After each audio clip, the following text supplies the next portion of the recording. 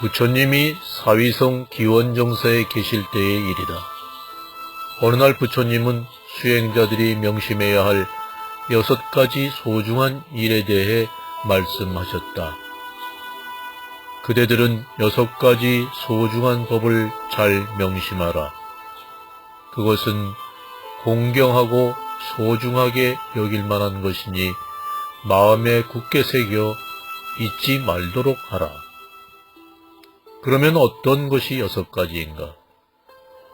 첫째는 몸으로 어떤 행동을 할 때 늘 자비를 생각하되 거울에 얼굴을 비춰보듯이 하라. 둘째, 입으로 어떤 말을 할 때 늘 자비를 생각하되 거울에 얼굴을 비춰보듯이 하라. 셋째, 뜻으로 어떤 생각을 할 때 늘 자비를 생각하되 거울에 얼굴을 비춰보듯이 하라. 넷째, 법의 이익을 얻거든 수행자들과 함께 나누고 인색하지 말라. 다섯째, 모든 계율은 썩지 않고 무너지지 않아야 하는 것이니 지혜로운 사람과 함께 지켜서 어그러지지 않도록 하라. 여섯째, 번뇌를 벗어나는 바른 소견을 가지며 그런 소견을 범행을 닦는 사람과 함께 닦도록 하라. 이것은 공경할 만하고 귀하게 여길 만한 것이니 마음에 새겨 잊지 말도록 하라. 수보리야, 이 진리가 평등해서 높고 낮음이 없으니 이것을 안욕따라 삼맥삼보리라 이름하느니라.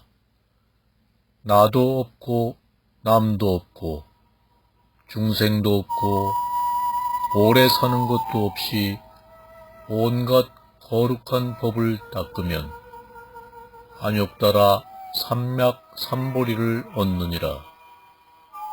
수보리야, 이른바 거룩한 법이라 함은 열애가 곧 거룩한 법 아닌 것을 일컫는 말이니 그 이름이 거룩한 법일 따름이니라. 어느 날 부처님이 제자 아난다와 함께 길을 가고 있었다. 부처님은 길가에 떨어진 지푸라기를 보고 아난다에게 냄새를 맡아보라고 했다. 어떤 냄새가 나느냐? 생선 냄새가 납니다. 왜 생선 냄새가 나는 것인가? 아마 생선을 싼 지푸라기인 모양입니다. 부처님이 고개를 끄덕였다. 다시 길을 가다가 땅에 떨어진 종이를 발견했다. 부처님은 이번에도 아난다에게 물었다. 어떤 냄새가 나느냐? 향 냄새가 납니다. 아마 향을 쌌던 종이 같습니다. 아난다가 이렇게 말하자 부처님이 말씀하셨다. 이 세상의 모든 이치가 이와 같다. 생선을 싸면 생선 냄새가 나고 향을 싸면 향 냄새가 난다.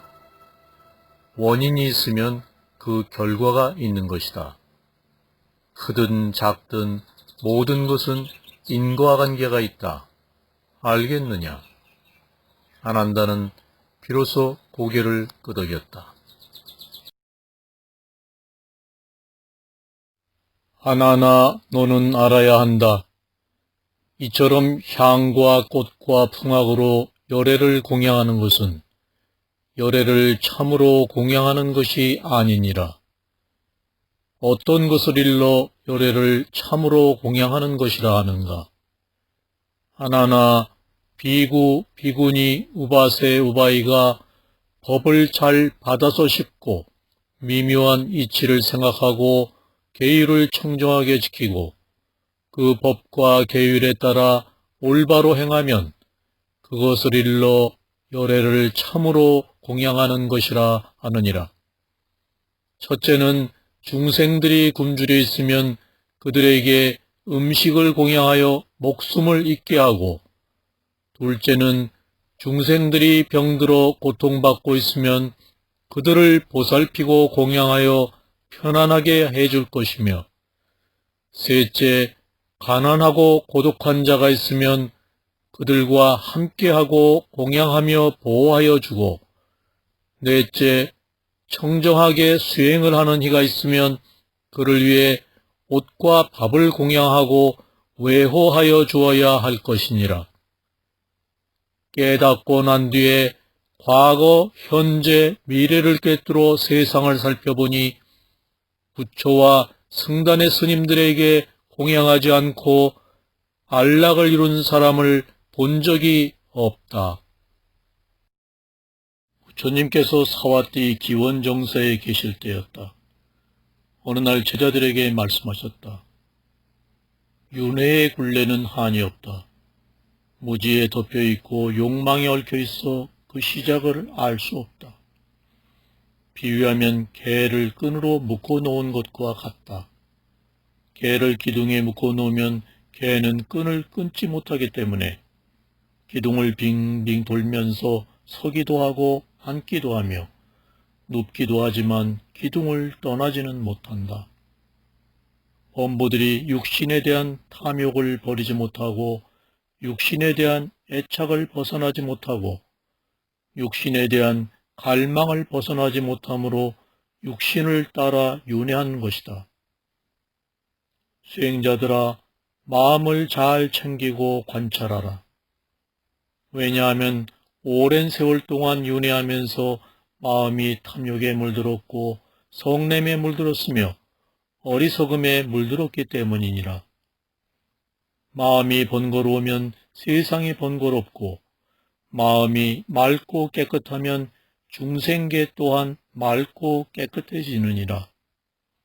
비유하면 화가가 여러 가지 색깔을 가지고 하나의 흰 종이에 여러 가지 모양의 그림을 자기 모양대로 내키는 대로 그리는 것과 마찬가지니라. 얼룩새가 몸뚱이는 하나지만 몸의 색깔은 수없이 많듯 이 사람 역시 몸은 하나지만 마음의 얼룩은 얼룩새의 몸 빛깔보다 더 많으니라. 자바함경에 나오는 부처님 말씀이었습니다. 부처님이 사위국 기원정사에 계실 때의 이야기입니다. 부처님이 길을 가시다가 우연히 네 사람의 제자들이 인간의 괴로움에 대해 담론하는 것을 들었습니다. 한 제자는 세상에서 가장 괴로운 것이 참기 힘든 음욕이라고 했으며, 또 한 제자는 그보다 더 큰 괴로움은 분노라고 했습니다. 또 한 제자는 천하의 가장 큰 괴로움은 배고픔이라고 했습니다. 그리고 이것을 듣고 있던 마지막 제자는 공포심이 가장 괴롭다고 했습니다. 그때 부처님이 빙글에 웃으시면서 이렇게 말씀하셨습니다. 너희는 괴로움의 근본을 모르고 있구나. 세상의 고통 중에서 제일 큰 고통은 우리의 몸 자체에 있다. 너희들이 말하는 음욕, 성냄, 배고픔, 공포심은 몸이 있기 때문에 일어나는 고통이다. 그러므로 우리의 몸은 곧 중생의 온갖 고통과 재앙의 근본이 되는 것이다. 그러므로 너희들은 생로병사의 무상함을 깨달아 이 몸에 대한 집착을 버리게 되면 모든 고통에서 벗어날 수 있을 것이다. 그제서야 4명의 제자들은 크게 깨우쳤습니다.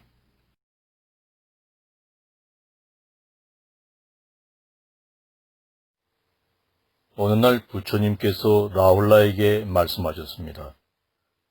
무엇을 생각하고 있느냐, 라울라야. 거울은 왜 들고 있느냐.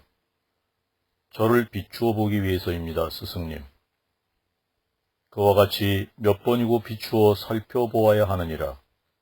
행동하고 말하고 생각이 날 때마다 몇 번이고 비추어 되살펴보아야 하느니라.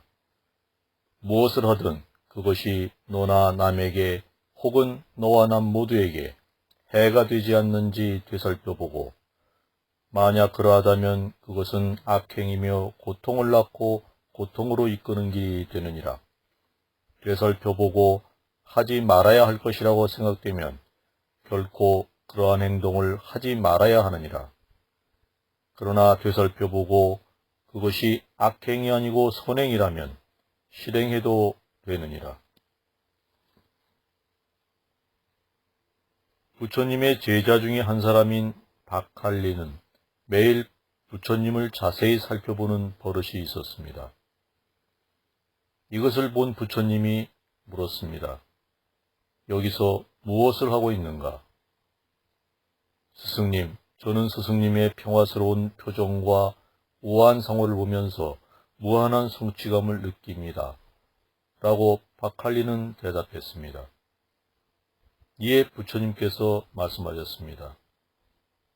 그대는 추하고 더러우며 냄새나는 이 무상한 나의 육신을 찬탄하며 무엇을 얻으리라 기대하는가? 나의 가르침인 법을 보는 자, 부처를 보느니라. 어느 날 부처님은 온 나라를 공포의 도가니로 몰고 있는 살인마 앙굴리마라를 만나러 가셨습니다. 그는 부처님을 만나자 그가 죽이기로 다짐했던 수만큼의 사람을 죽일 수 있게 되어 몹시 반가웠습니다. 그는 손에 칼을 쥐고 부처님에게 달려갔습니다. 뛰고 또 뛰었으나 지치기만 할 뿐 아무래도 부처님에게 접근할 수 없었습니다. 그는 마침내 외쳤습니다. 그 자리에 섰. 부처님은 나는 이미 오래전부터 서 있노라고 말씀하셨습니다. 앙굴리마라는 말했습니다. 그렇지만 걷고 있지 않소.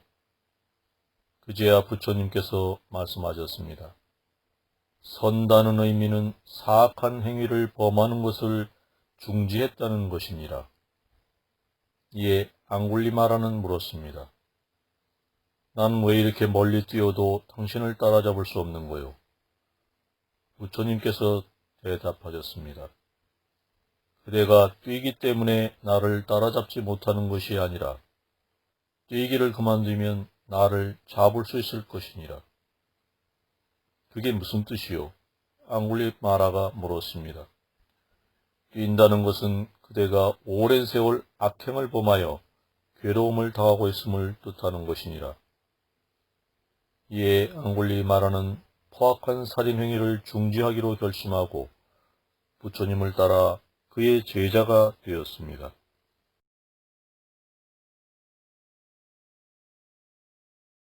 감각적 기쁨이 있는 이 세상 생활이 좋은 것도 나쁜 것도 아니듯이 부 자체는 좋은 것도 나쁜 것도 아니다. 문제는 부를 어떻게 얻었으며 어떤 정신으로 어떻게 부를 사용했느냐 하는 것에 있다. 부당하게 부를 얻고 이기적으로 부를 사용하는 사람들이 있다. 어느 쪽이든 진정한 행복을 얻지 못한다. 그러나 부는 남을 해치지 않고 정당하게 얻을 수 있으며 탐욕이나 유욕 없이 즐겁게 사용할 수 있다. 부에 대한 집착의 위험성을 조심해야 하며 선행을 하면서 남과 부를 나누어야 한다. 부나 선행보다 가래와 탐욕으로부터 해방이 목표임을 알아야 한다. 이렇게 하면 이러한 부는 기쁨과 행복을 가져오고 자기 자신을 위해서가 아니라 모든 사람을 위해 부를 가지게 된다. 사람은 입안에 도끼를 가지고 태어났다. 거친 말로써 스스로를 찍는다. 칭찬받아야 할 사람을 비판하고 비판받아야 할 사람을 칭찬한다. 이런 행동의 결과는 제 자신에게 돌아와 복을 얻지 못한다.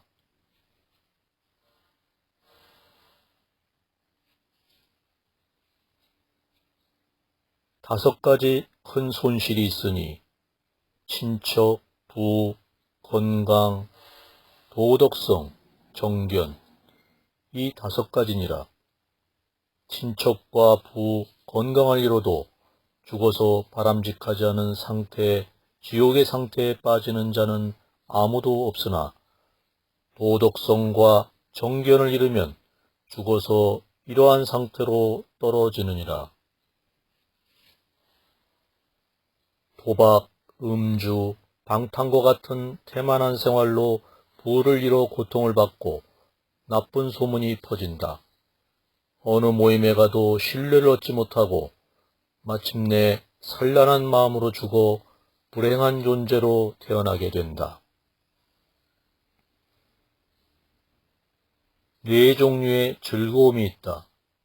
첫 번째, 재산을 모아 얻는 즐거움. 둘째, 재산을 생활에서 지는 책임을 다하는 데 사용하여 얻는 즐거움. 셋째, 빚이 없어 얻는 즐거움. 마지막, 부끄러움이 없는 생활에서 얻는 즐거움이다. 건강은 최고의 얻음이요, 만족은 최대의 재물이다. 정직은 최선의 친척이고 열반은 무상의 행복이다.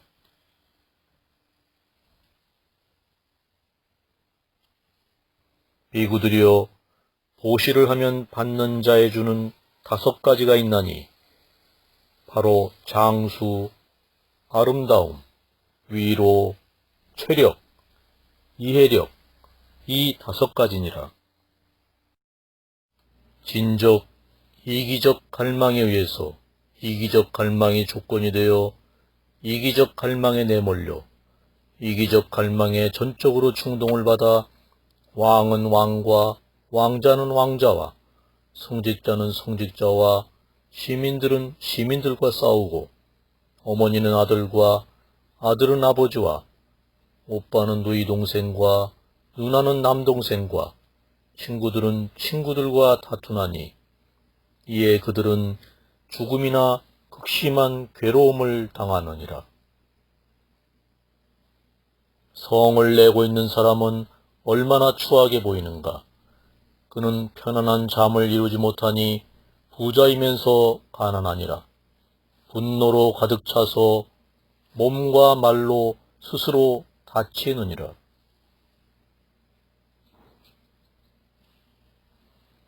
노여움을 끊을지니 행복이 있을 것이며 노여움을 끊을지니 슬픔이 가실 것이니라. 독이 묻은 뿌리와 날카로운 가시가 있는 갖가지 모양의 노여움을 끊는 것, 이것은 고귀한 사람들이 칭송하는 것이니라. 노여움을 끊음으로써 더 이상 슬픔을 겪지 않으리라. 항상 남의 결함을 보려고 안달하는 자는 자기의 번뇌만 쌓아 번뇌가 제거되기에 아득하느니라. 어둠은 어둠으로 고쳐지지 않고 빛으로 고쳐지듯이 증오는 증오로 극복되지 않고 자애로 극복되느니라.